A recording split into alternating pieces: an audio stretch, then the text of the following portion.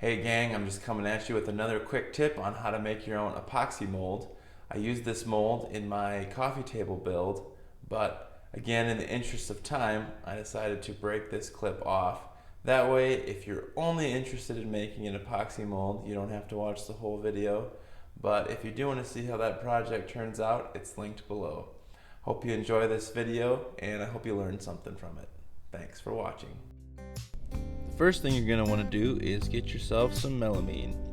Make sure to make it just a little bit bigger than whatever you're putting epoxy on. Melamine is great to work with because it's a fairly non-stick surface when it comes to epoxy and most other glues. If you have some other scrap wood laying around and you want to use that for your mold, that'll work too. Just make sure to cover it with some packing tape or some other form of plastic tape. Or if you like overkill like I do, you'll do melamine and then some packing tape, because why not? My boss keeps trying to convince me that this is a European workshop, but I'm not buying it.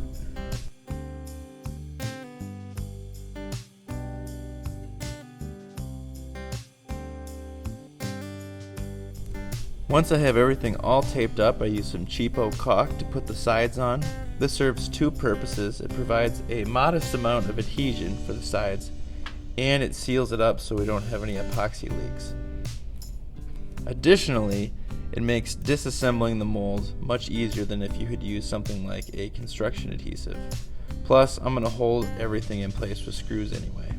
So, if you're counting, really the caulk serves three purposes: sealant, adhesion, and easy disassembly.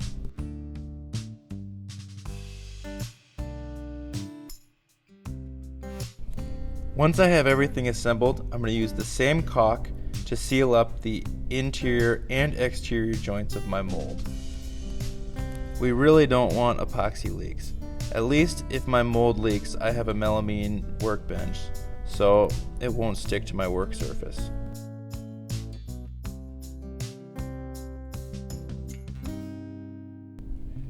Time to try it out. Cross your fingers for me. In hindsight, this mold was probably overkill for this particular project, but since it was my first epoxy pour, again, I'd rather be safe than sorry. Although I may end up being both, if that even makes sense. To see what I mean, be sure to check out the full video of this build. It's linked below. Moment of truth. Let's see if this mold is a great success or a total failure. Well, it's coming apart pretty easy, and I didn't have any leaks, so that's a win. And here comes the struggle bus. If you look closely, you'll see that I was actually trying to pry the epoxy off of the bottom of my project, instead of trying to pry the mold off of the epoxy. Whoops. If you're keeping score, the mold was a success. The epoxy pour, not so much.